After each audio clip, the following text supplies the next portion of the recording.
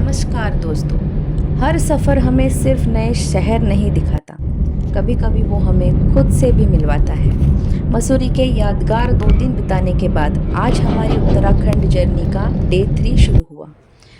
सुबह हमने hotel checkout किया और निकल पड़े एक नए डेस्टिनेशन की तरफ। लेकिन रास्ते में हमारा पहला स्टॉप था फेमस गुच्चू पानी, जिसे रॉबर्स केव के नाम से भी जाना जाता है। कहते हैं ब्रिटिश पीरियड में चोर और डकैत इस नेचुरल केव में छिप जाते थे। इसी वजह से इसका नाम रॉबर्स केव पड़ गया।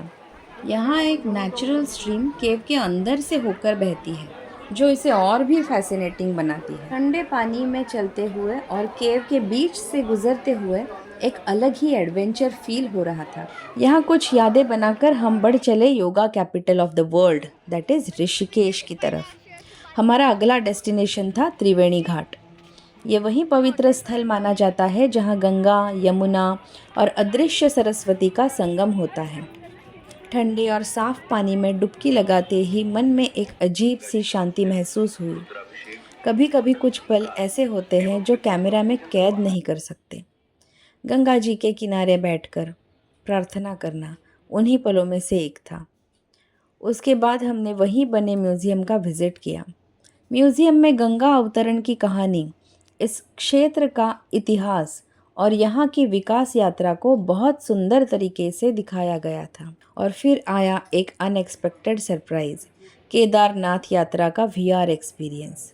जैसे ही मूवी शुरू हुई, कुछ ही सेकंड्स में ऐसा लगने लगा कि हम सच में हिमालय की वादियों में खड़े हैं।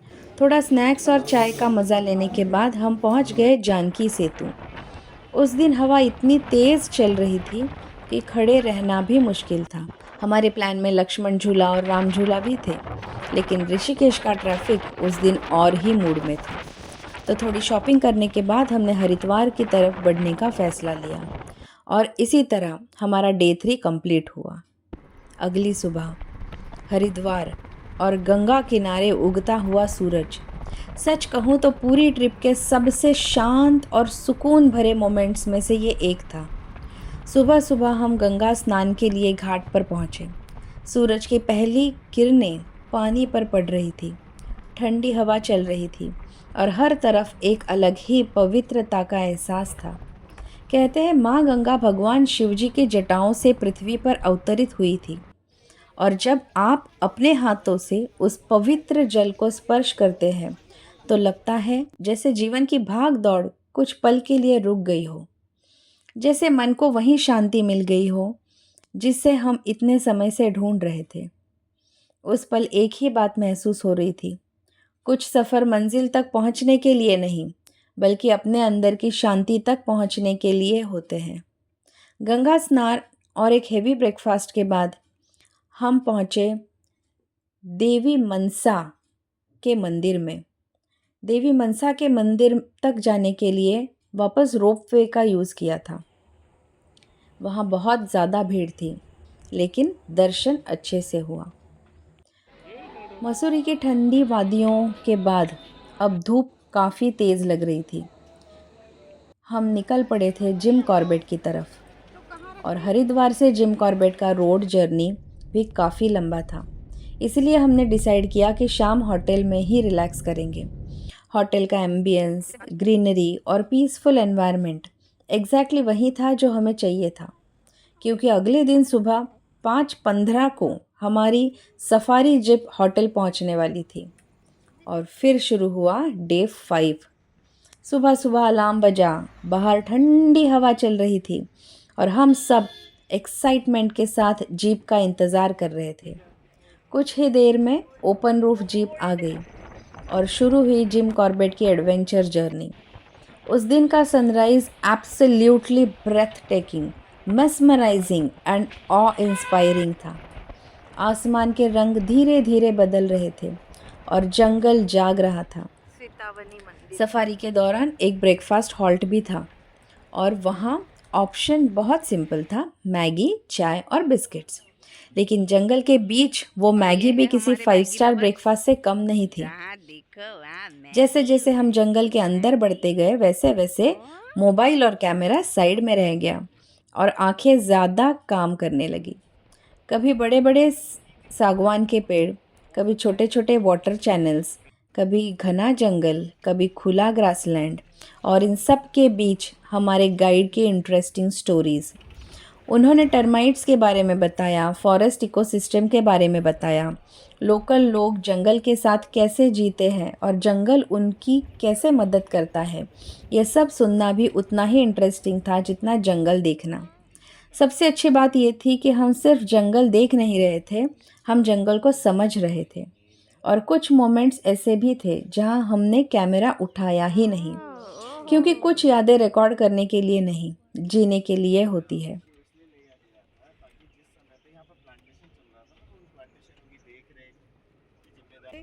रेकॉर्डच नाही केलं वाटतं मी.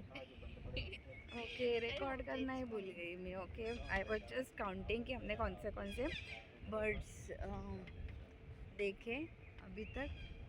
हियर द वॉइस तो मैना देखी, और फिर मैगन मैगन पाए, देन डॉलर बर्ड जो ब्लू कलर का है, और बहुत सारे मोर देखे. Okay, now from here the jungle becomes very dense. Otherwise जो पहले पहले था वो सिर्फ सागवान का था. अभी लोकल ट्रीज की वजह से जंगल is becoming very dense now. हाँ, और क्या देखा, बड़े बड़े फुटप्रिंट्स एलिफेंट के बहुत बड़े बड़े फुटप्रिंट्स देखे. आवाज़ तो आ रही है एलिफेंट की, लेकिन कहाँ है पता नहीं. सो हमारे लक के ऊपर है अभी हमें कौन सा एनिमल देखने मिलते हैं. बच्चों ने बहुत परेशान किया, ठंड लग रही है, तो दोनों को रैप कर दिया हमने, वॉट एवर वी हैड.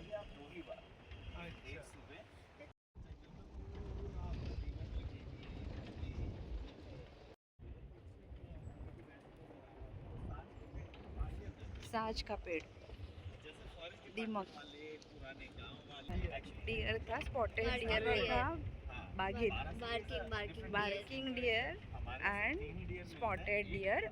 एक डियर बाकी है, सांबर डियर, वो बाकी है. फॉक्स देखा अभी, फॉक्स.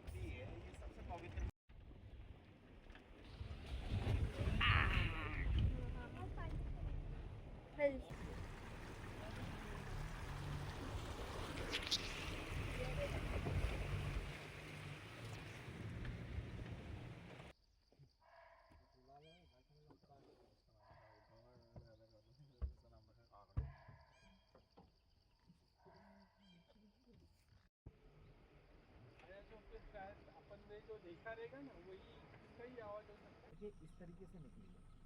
ये फीमेल के हैं. देखो अगर ये मेल के होते तो आगे से पॉइंटेड नहीं होते. ओके, है ना. तो ये फीमेल के पंजे हमेशा आगे से पॉइंटेड होते हैं, और बहुत अच्छे साइज है इसका. सफारी ख़त्म होने के बाद हमें हर तरफ लीची और आम के पेड़ नज़र आए, और फिर शुरू हुआ एक और मिनी एडवेंचर, फ्रेश लीची ईटिंग सेशन. मीठी, जूसी और बिल्कुल फ्रेश. सफारी के बाद ये एक परफेक्ट ट्रीट थी. और फिर जिम कॉर्बेट को अलविदा करते करते हम निकले हमारी अगली डेस्टिनेशन की तरफ. बट रास्ते में एक जिम कॉर्बेट म्यूज़ियम था. हम वहाँ गए. वहाँ जो ये हंटर जिम कॉर्बेट थे, ये रहते थे, ये उनका घर था. तो वहाँ का थोड़ा नज़ारा हमने देखा. फिर एक हाथी का सवारी भी हमने किया. बड़ा सा हाथी था, उसका सवारी किया. और फिर हम आगे बढ़े नैनीताल की ओर, द लेक सिटी. और उसके साथ ही हमारी कहानी एक नए चैप्टर की तरफ बढ़ने लगी.